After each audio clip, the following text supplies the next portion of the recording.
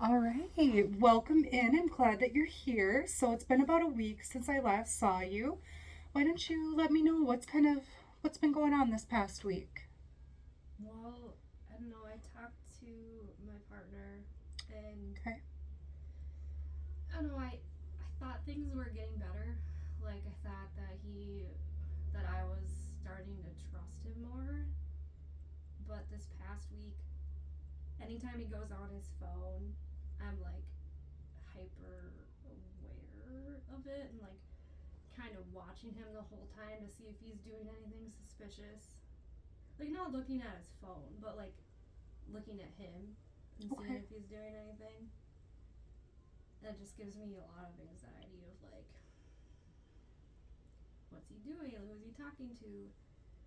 And sometimes, because we've talked about this before, but like, sometimes I'll be like, who are you talking to? And he'll just tell me. And other times it's like, oh, I'm just talking to, his friend, John, or something about fantasy football. And then it's like, well, is this really about fantasy football? Is this really you're talking to John? Mm-hmm. And then when we go to bed at night, like normally we like cuddle or whatever while we watch our show, and then I don't know if this is because like he's really into football right now because it started back up, but he just like has his phone out and he's watching the game with his headphones in, and like he'll be texting people throughout that, so it's like we don't even have that time to like have like I don't know like bond or whatever. Sure. And so I guess maybe that's part of why I'm getting more, I don't know, anxiety. Like, I don't know, like suspicious because we're not having that time where we are like not physically intimate, but just like touching each other in a non sexual way. You know what I Right. mean? Right. Okay, so like, I don't know. I don't know how to like get my brain to not freak out when he's on his phone because when I found out that he had been cheating on me, that's how I found out was looking through his phone. And I'm not gonna look through his phone because like I don't want to. Like it gives me like I'll start shaking if I start thinking about looking through his phone because for one I don't want to, and for two like I'm so afraid that I'll find something again. Okay. So I guess I just don't know how to like get over those thoughts. Okay. I think you hit on some very interesting things just in that little bit of Mm-hmm. information you just gave me. So, one thing that struck me is you said that you're watching him. Mm-hmm. You're not even watching the phone. Right. You're watching him, which leads me to believe that you're watching his facial expressions. Are they changing based on what he's doing on the phone? When his facial expressions change, do your thoughts tend to change with what his face looks like? I mean, yeah, because if he's looking at whatever and then he starts smiling, I'm like, who the fuck are you talking to? Uh huh. That's making you smile. Or Okay. and it's not even just like his facial expressions. Like if he's on his phone or whatever and it's in front of him, and then I go by him, if he like places it face down, or if he like I don't know, just moves it in a way where I can't see what's on it, Mm hmm. then I'm immediately like, oh, he's doing something. Yeah, that it makes you suspicious. Mm-hmm. And you can correct me if I'm wrong, but to me, that would bring up a feeling of, extreme anxiety and mistrust. Yeah. If, you said in the past that is how you found out that he was being unfaithful was because of what you found on his phone. Mm-hmm. Like, it's not like he told me. It's not like he gave me the respect of, like, just telling me. Mm-hmm. It was like I had to snoop and find out because you can't just Exactly. fucking tell me. And, like, Exactly. So what I'm hearing is a lot of, um, a lot of anxiety that it's happening again. And the anxiety is coming from the fact that he's on the phone. He's not giving you the attention that you're needing. Not even, like you said, the sexual attention, but just even the affection Mm-hmm. that you're wanting. So that's making the anxiety even greater.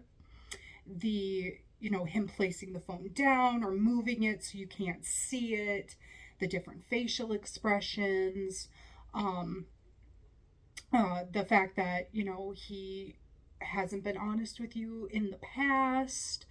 And there was one other thing I'm trying to think of what it was that you said, and it was so good. I'm trying to think of what it was though. Um, oh my gosh, what was it? See, this happens all the time to me, and I can't think of what it was, but it was so good. It was kind of like a light bulb moment. But Mm-hmm. um, it, oh, thank you. And it also sounds like there is some anger coming out too Mm. from you. Like it sounds like you are getting frustrated and angry with him Yeah, I'm for doing this definitely because. angry. Because, like, we've talked about it, and Mm-hmm. I don't know, like, I even told him that, like, I'm having all this anxiety and, like, I'm feeling, like, him pull away or feeling like a distance in our relationship. And he kind of turned it around and was like, no, there's nothing. Like, he assured me that there was nothing going on, but then he also, like, made it seem like I was being a lot in a sense. Like, I wasn't respecting that he has other things going on, which, like, I get that he has other stuff going on, but when I'm feeling insecure, I need more affirmation that we are okay. Like, I need more than just, uh, yeah, I made dinner for everybody, or more than just, like, oh, well, we can spend 10 minutes talking together. Like, that's not enough when I'm feeling that way. Absolutely. So, I mean, and since we had that conversation, nothing has changed. When was that conversation that you had with him? Like a week and a half ago. Okay. And so I thought that this past weekend with the football stuff, like, I thought it would be different. I thought he wouldn't go on it as much, Mm. or he wasn't gonna be like doing that each night that there's football. Like, I get there's so much fucking football, but I also don't care. Right. And so I thought it would be different, but it was really just the same. Extreme frustration. Mm. Yeah, there's definitely a mixture happening of emotions. Yeah. There's that mixture of frustration and of anxiety, and maybe even a little sadness in there too, because you mentioned another thing about, I'm not going to look through his phone. Mm-hmm. And you said, because I don't want to find anything. Mm-hmm. Exactly. Like, because last time that I found something, it just, like, completely destroyed me. Because I thought at that point that we had been in a great place. And so now, when I'm feeling like we're not in a great place, like, the chance of me finding something would just be. Because I don't even know what I would do. And that's also why I don't want to know. Like, I do want to know, but I don't want to know. Mm-hmm. It's that anticipation of getting your heart broken kind of thing. Right. And so there's that residual sadness, I would say, from having gone through that in the first place, but also this sadness that we're not in a good place because I miss when we were. And that's understandable in its own way. There was a loss that happened. Mm-hmm. There was that loss of trust that you had for him. And I want you to, recognize how big of a deal it was that you allowed him to stay a part of your life after that trust was broken. Because that was a huge violation of, your safety with him Mm-hmm. was gone when that happened. And for you to allow yourself to be vulnerable again, to allow him to come back and remain there, that puts you in an extremely vulnerable place. And it's no wonder why, like you said, well, we were in a good place before and this happened. If we're not in a good place now and I'm having these feelings, how do I know that? I mean, there's got to be something going on. Mm-hmm. So it's easy to see why those negative thoughts are just running rampant through your mind at the moment. Yeah, like it's making it hard to sleep. It's making it hard to like function when I'm at home because when he's home with me, then like I feel like I'm not doing other things that I normally would be doing because I'm busy looking at him being Mm-hmm. on his phone. You're having to hyper focus and fixate on what he is doing. Yeah, and it doesn't even help calm me down, so I don't know why. It's not like I'm looking at him and getting reassured, you know. It's Right. like I'm looking at him and my anxiety is just growing and growing.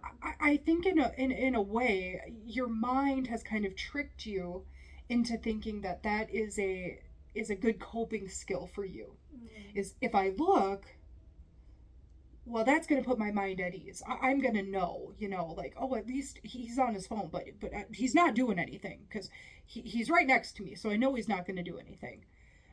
However, there's the double-edged sword, is because your mind at the same time is also telling you, well, we don't know what he's doing though. Mm-hmm. We can't see the screen. Exactly. He says he's not talking to anybody else, but how do we know who he's talking to?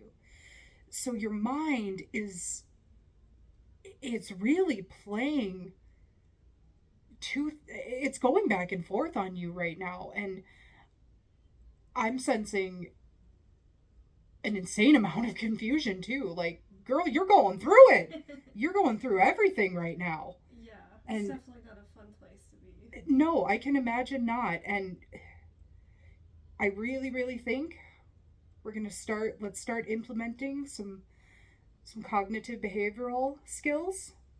And we're going to start getting some of those negative and maladaptive thoughts. We're going to start nipping them in the bud. Okay. All right.